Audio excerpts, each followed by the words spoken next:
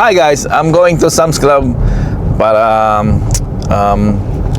tumingin ng pwedeng mabaon or makain ng mga anak ko for the next couple weeks para sa kanilang school or kung ano lang, mga pika-pika lang na pwedeng kainin sa bahay pag walang malutong ulam. So let's see kung anong makikita natin sa Sam's Club. Samahan niyo ako.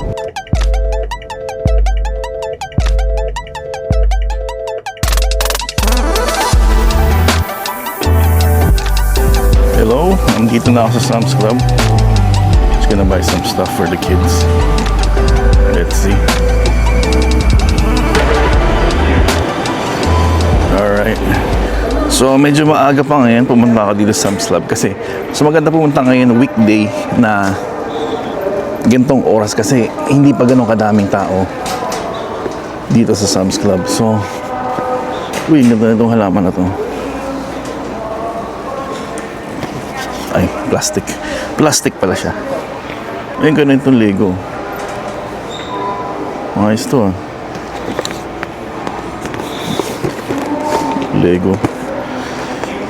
Lego na bouquet of flowers.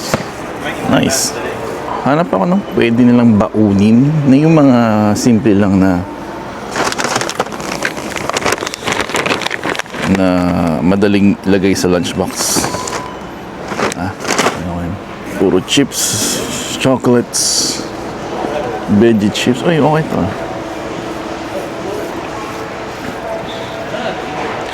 Parang okay itong bilhin. Veggie pops. Meron silang 3 different flavor. May barbecue, sour cream, tsaka white cheddar. So, veggie chips daw. Parang healthy kaya okay. Kaya okay to, parang healthy.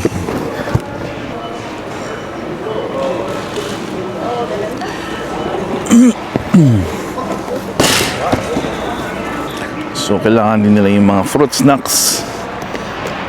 Ano ba to? Babenta na sila ng ano. Ito gusto pala ng anak ko. Itong honey bun na yung glaze na tinapay. Sarap to eh. I know my daughter likes this.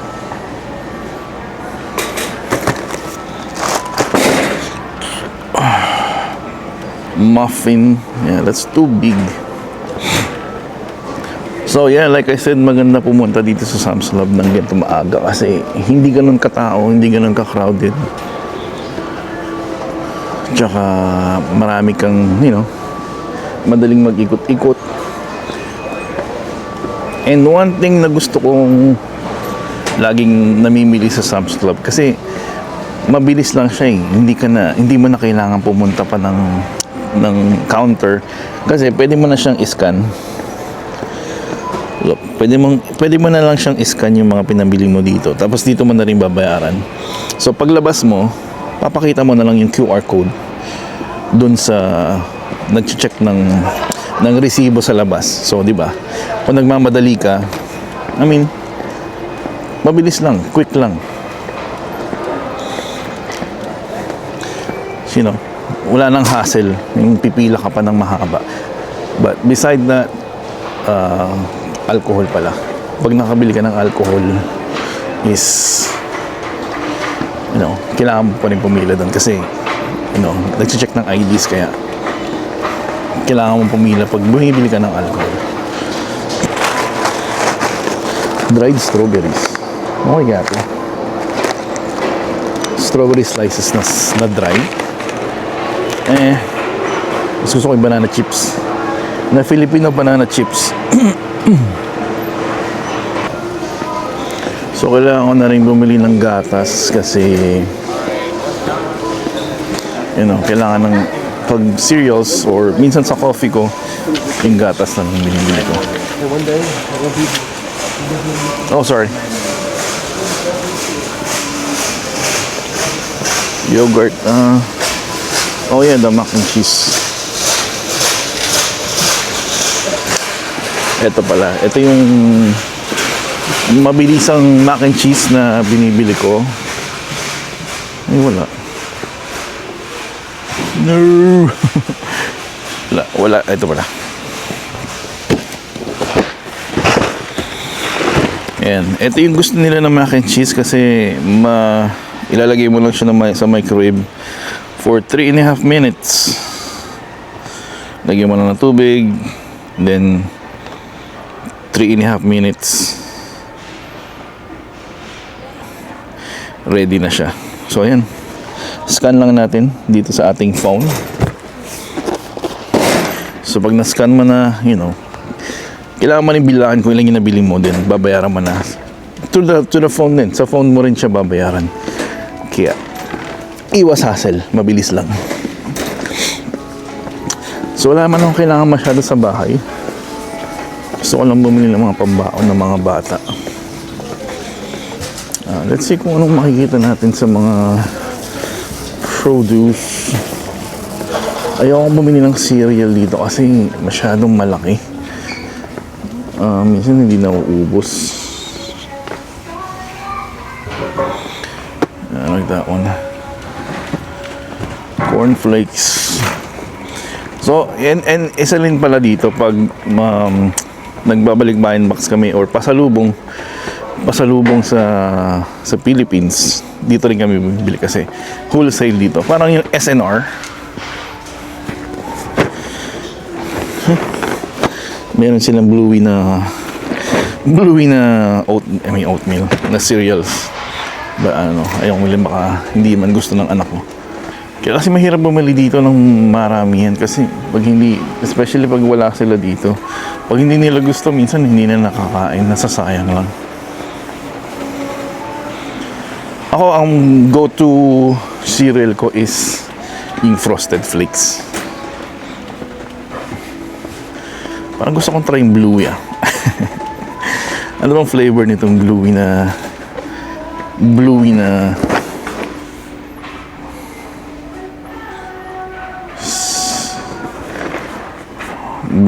cereal, lightly sweetened.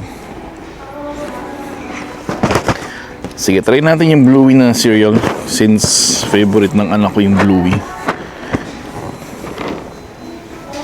Yeah, let's try the Bluey. Kasi wala na rin pala akong cereals.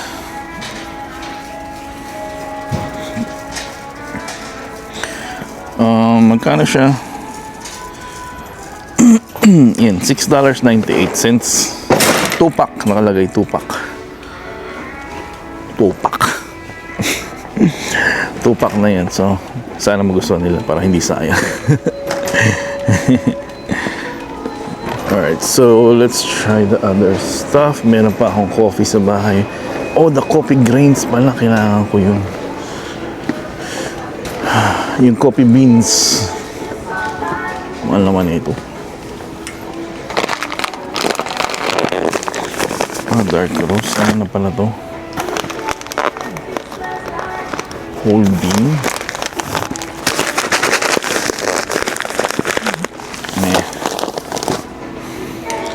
House blend. Ito ba yun? Hindi ko alam. Hindi ko alam kung iba yan. Baka mali bili ko, sayang. Saka na yan. Saka na yan. Gatas. Kailangan ko ng gatas. Malamig dito. Malamig. So, wala kaming may mga deal dito sa Sam's Club na wala sa Costco. Ganon din naman sa Costco, may mga deal na meron sa Costco, wala dito sa Sam's Club. Pero mas gusto ko pa rin dito sa Sam's Club kasi like I said nga na pwede kang sa app ka na lang magbayad or hindi ka napipila. But ganun din naman preference lang naman yan, pero mas prefer ko dito sa Sam's Club. Parang masarap to cheddar cheese.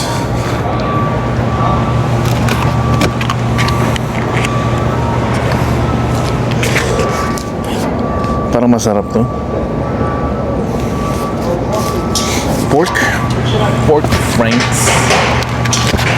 Sige na, kuha na natin. Merong beef, merong pork. Tara, try natin itong cheddar cheese pork franks. Para siyang maganda siya sa hotdog bun. Alright.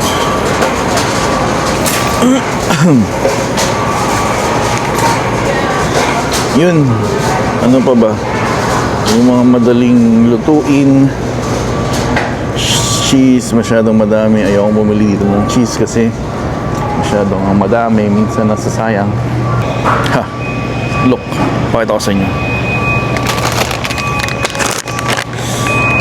Merong tilapia na fillet.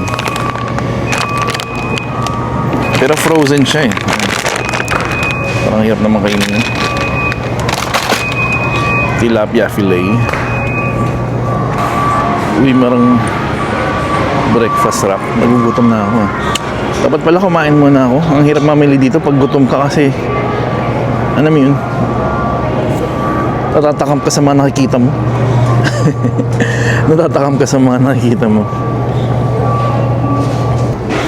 Pang toast, tasty. Ano ba to? Gusto ko yung makapal eh. Ito pala. Ito yung binibili ko na tinapay kasi malambot siya. Yung artisano. Maganda siyang pang French toast kasi medyo makapal yung slice. Kaya ito yung binibili ko. Wings. Asan yung gatas? Andun pala yung gatas sa malamig na lugar. Ito yung malamig eh. So, dito yung gatas. Let's see. So, this is the milk section, mga dairy, eggs, lahat nandito. But, gatas lang naman bibiling ko. So, February 2. Ano ba iba? Anong date? February 2. Lahat ata February 2. So, bago pa lang. Ay, yan, milk. Mura lang gatas dito. It's like $3.98. Yan, scan natin yung milk.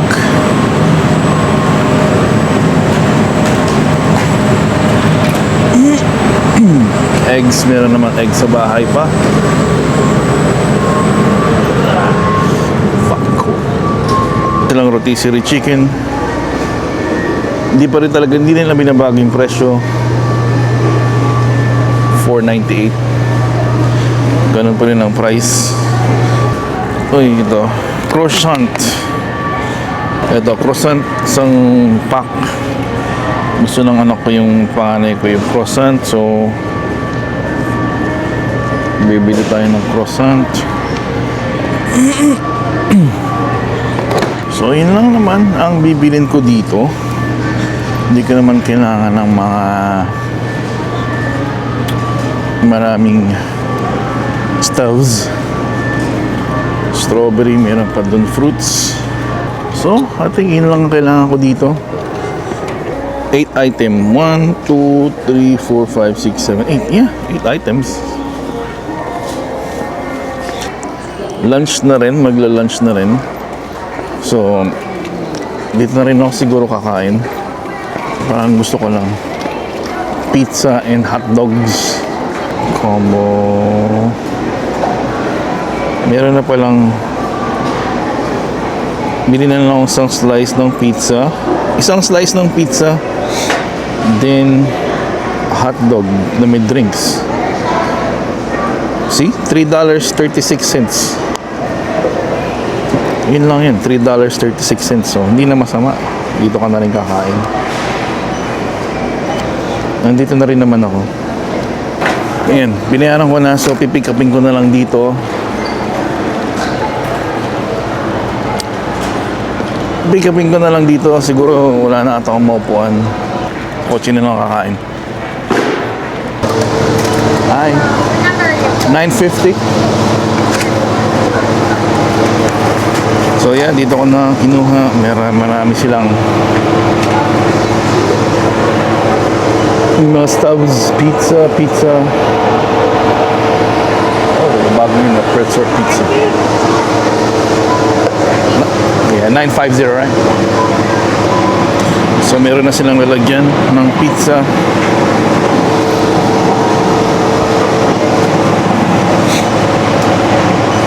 And meron na akong drinks. Then yung hotdog na lang hintayin ko. So minsan mahaba ang pila dito, kaya order na ako sa app.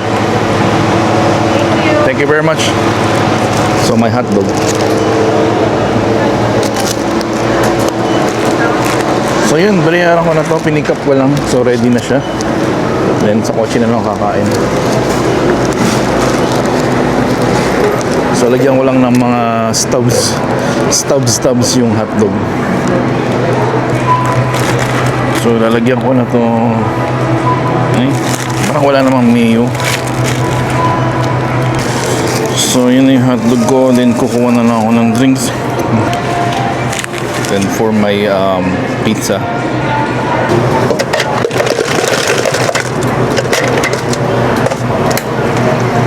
Okay, solved na ang ating breakfast and lunch.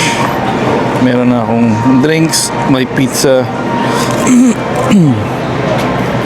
and yung hot dogs. So yan, confirm 8. Continue to check out. Uy, meron akong $16 na cash, Sam's cash. So gagamitin natin yan. So bumaba yung babayaran natin ng $45.99. So slide ko lang yun. So yun, papakita mo lang tong QR code paglabas mo. That's it. You don't have to go to the cashier. Yun na yun, i-scan na nila to. So I got 8 items. Papakita ko sa inyo kung ano yung nabili ko sa halagang actually $63 yun eh, but meron tayong $16 na Sam's cash, kaya scan lang niya itong QR code sa amin. There we go. Thank you. I want to drop that. There you go. Have a good day. Thank you. Sir. So yeah, na-scan niya na. Then survey na lang. Oh, it's not working. Ooh. Ayan. So lalabas na tayo. Yung drinks ko baka matapon. So meron akong 8 items na nabili sa Sam's Club. Nalimutan ko yung box. Yung hotdog, meron akong gatas, itong veggie chips, yung mac and cheese, itong bluey cereal, ito honey bun na tinapay na may glaze-ish, itong tasty, tsaka isang box ng croissant. So yun yung mga pwedeng pambaon for school or pang merienda.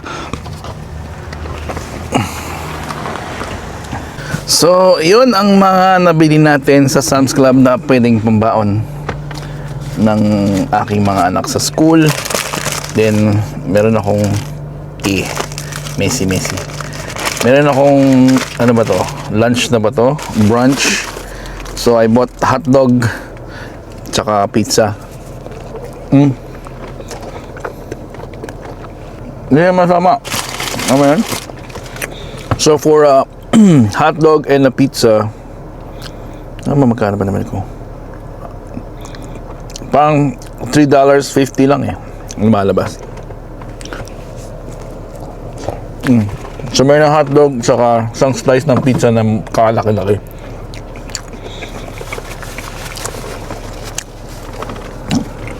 Oh yeah. So na yung lunch and breakfast natin. Ito naman yung pizza nila, nilagay na nila sa box. Dati nasa plate lang. So kumuha lang ako ng chili flakes. Parang liit ng slice na nila ngayon. So para makain mo yun, i-fold mo lang siya ng half. Ayun na, pizza.